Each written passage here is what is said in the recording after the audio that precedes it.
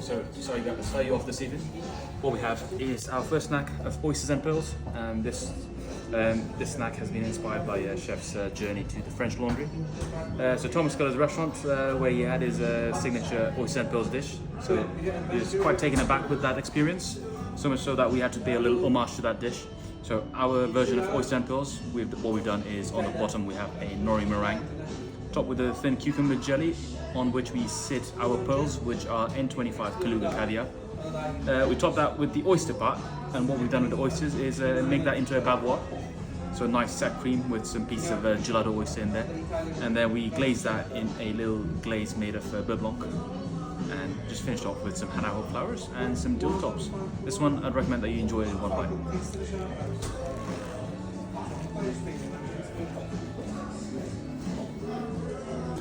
So next up this evening we have date magoro, so translating to bluefin tuna.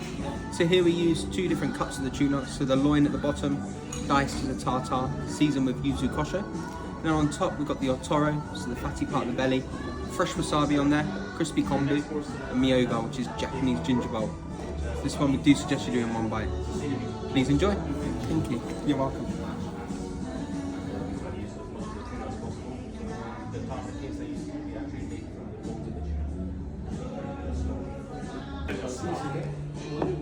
So for our last snack this evening, what we have is our take on a takoyaki, which is a traditional Japanese snack, which we do based on flavors from Singapore in this one, due to Jason's time spent in Singapore, and it's based on a local favorite of Singapore chili crab, which we try elevating using some sweet Norwegian king crab. So inside what we have is a filling of the chili crab sauce, made with all the sweet raw of the crab, topped with a little thin crisp made from mantu dough, which is a bread you'd normally have with the chili crab. And then we finish off with the king crab meat, slightly dressed, and topped with some finger lime for a bit of acidity, and kinomi leaf to add slight citrusy pepperiness. So please enjoy.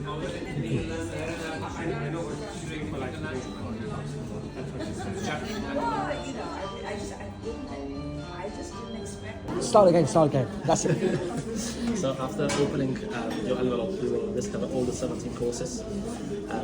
Of course, just a little bit to know. The rest will be explained by our chefs. Enjoy. So, first of all, welcome to the kitchen. So, first course what we have is a dish where we combine 2 of Jason's favorite ingredients.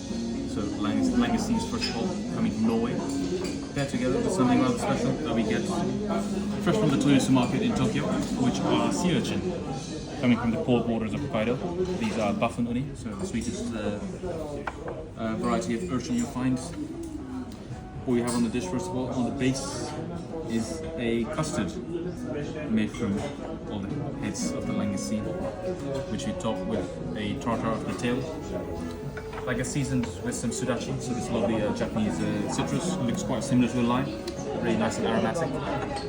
On top of that tartar we have a layer of jelly, based on a dressing known as tosazu dressing, which is actually a traditional Japanese dressing served in a jelly form, and based on dashi vinegar, where we infuse a bit of dulse seaweed as well.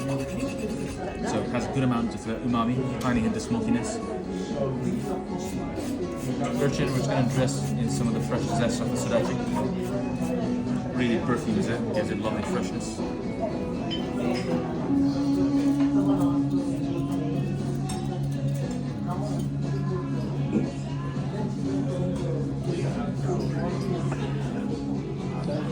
So this one I'd recommend you use the spoons, go all the way down so you get all the layers together, and enjoy.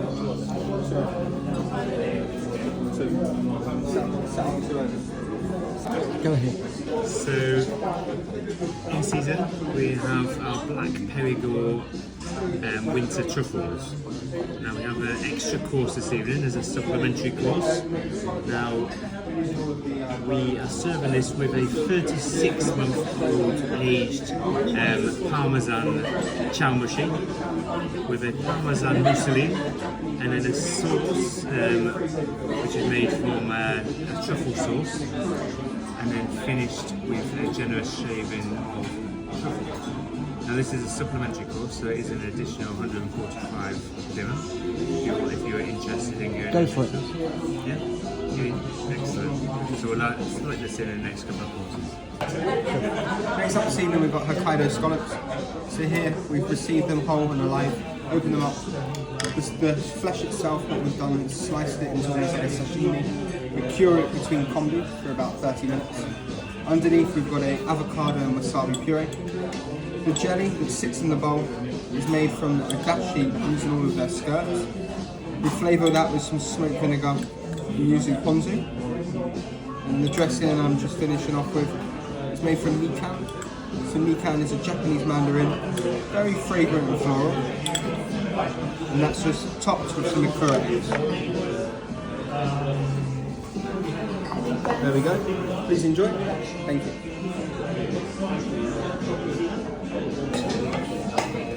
Right, go for it. So you can see we've just peeled them down to extract some of the flavour.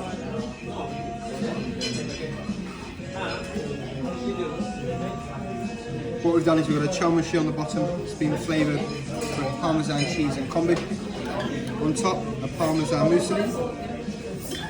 I'm just spooning over truffle sauce. So we cook the truffles down in butter.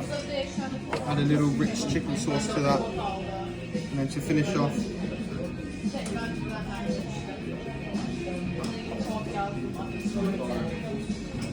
we have our black truffles here.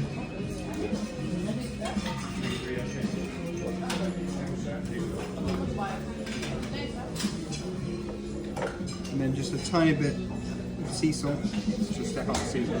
Thank you. You're welcome. Please enjoy. Thanks.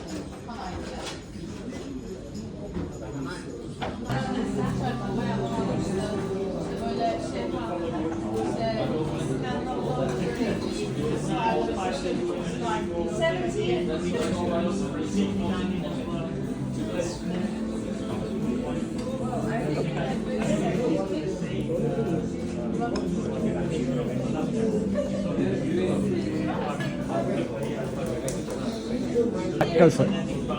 So next up, what we have is our brioche, and what we do is a laminated brioche. Sort of like a cross between a croissant with a traditional fluffy brioche. So nice and crisp on the outside, nice and soft on the inside. With this one, we take some inspiration from the UAE, and that we take some honey from the Atherton mountains, which we ferment for about 2 weeks, so you get a nice and sour flavour. Then we reduce it down together with some date vinegar. So dates and honey, quite a Middle Eastern flavor combination, which we try to showcase. That glaze gets brushed on top, finished with a bit of malted sea salt. And then on the side, what we have is your butter, which is a roasted chicken skin butter, made with lots of roasted chicken skin. Almost like eating roasted chicken inside your butter, if that's even possible. What we do with this one is top it with some crispy chicken skin, some dots of fermented sep, which we turn into a jam, and some lemon thyme leaves. With this one, we do serve a bit of cutlery, but then my personal recommendation would be to use your hands, tear the bread, lots of butter, and please enjoy. So next up this evening we have got samagari. So a fish that comes from right by Hokkaido, swimming super deep in the ocean. Here we've cooked the fillet in brown butter. A little piece of the skin on top as it goes really nice and crispy. The sauce is an albufera style sauce. So it's got razor clams in there, some fermented kohlrabi, a little bit of white miso, some Kyoto grapes and pickled parsley stems. And then we just finish off with an oil that's made from plankton and parsley.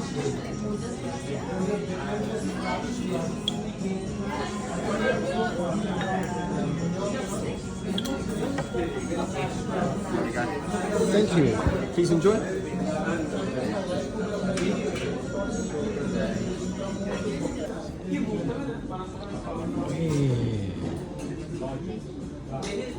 So what we have is our second Japanese fish of the evening, which is Suzuki.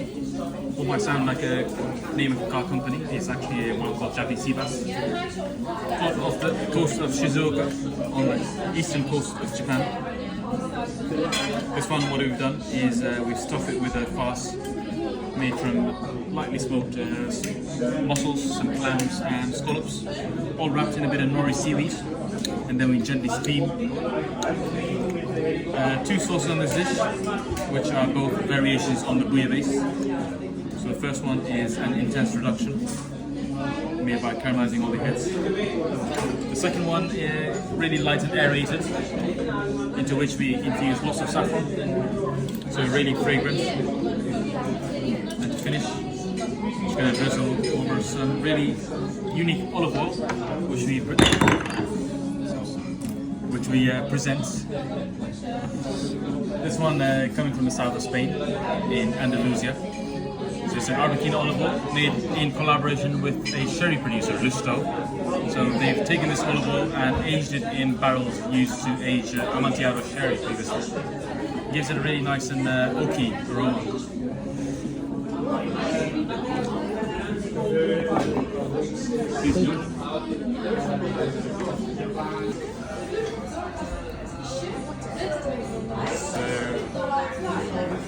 Next we have our meat course, and we have our A5 Wagyu beef from Saroma in Langoustine. And we're using a ribeye cut here, and we've lightly grilled that over the binchuan coals on the Japanese Conro barbecue. And then we just finished that off in a char siu glaze with some red compote pepper. And then alongside that we have our pickled walnuts and muskoff onion puree. And then we have a maitake mushroom, which has been braised in a mushroom dashi and then finished in an aged soya glaze. And then alongside that we just have our beef sauce, which has been split out with some rendered down bone marrow fat.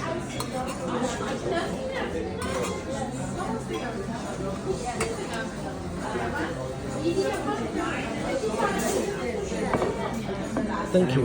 Then we have our second serving of beef, which is our mantou bun, so steamed and then fried, and that's filled with some char siu Wagyu tongue and cheek. And you can either enjoy this as it is, or you can leave it to the end and use it to mop up this sauce. Hope you enjoy it. Thank you.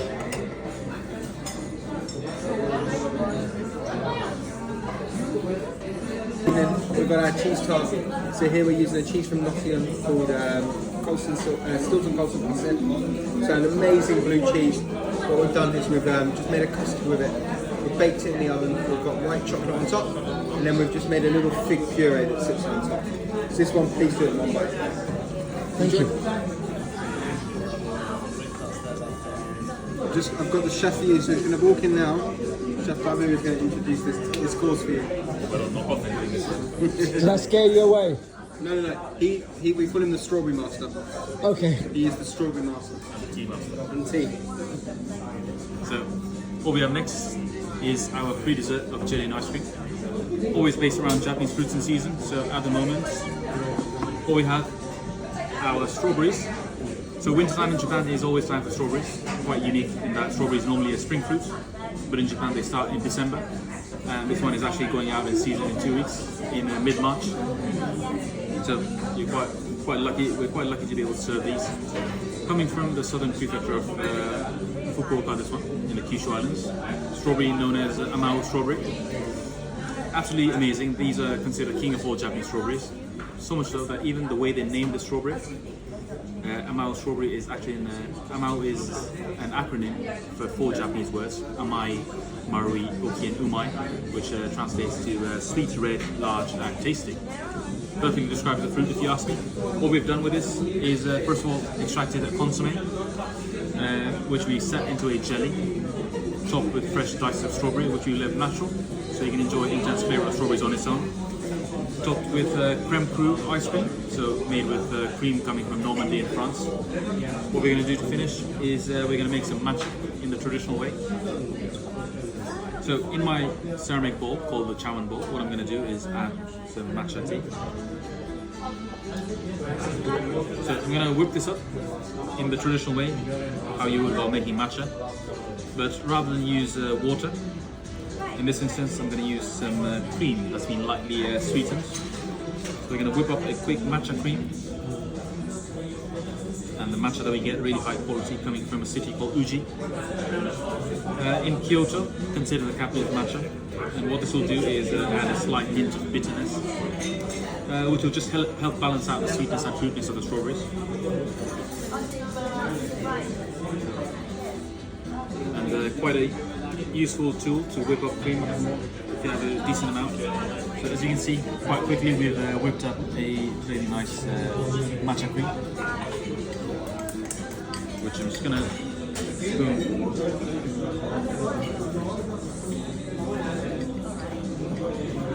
Now just to finish, we're gonna top this with some freeze-dried yogurt to add a bit of texture.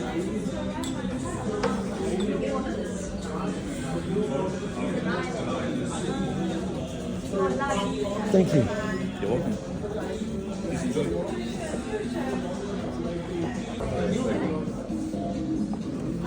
So next up, our dessert.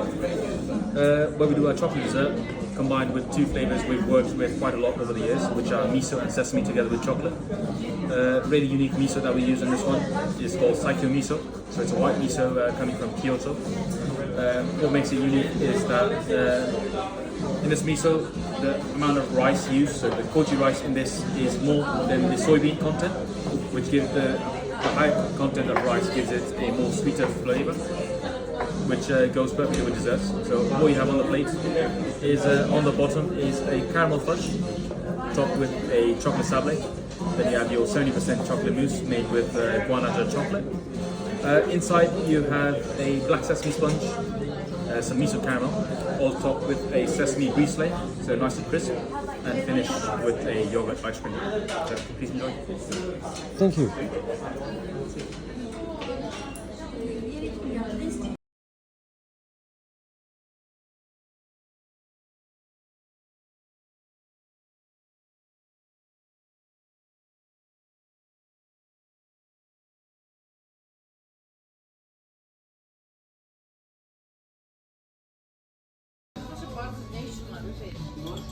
So what we're going to start off with is a bowl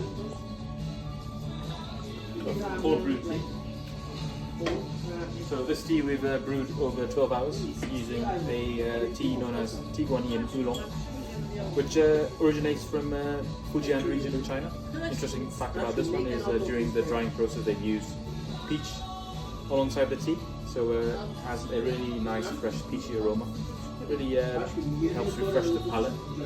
So we serve this alongside our cake, which are financiers.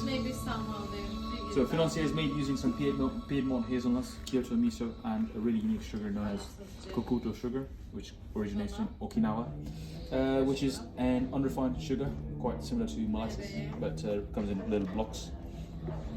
We pair this alongside two dips made using two different teas, coming from two parts of the world. So first of all, from the Far East, what we have is milk oolong. So this one originates in Taiwan. He's been in the Middle East, so he's always taking us to try all the different flavors that we can find there. So we think it's gonna be really interesting and fun to create our petit food trolley in spite of the spice of the bite. So here we have. He went after the Gaju fried, but he's looking so many and they still now follow. Yes.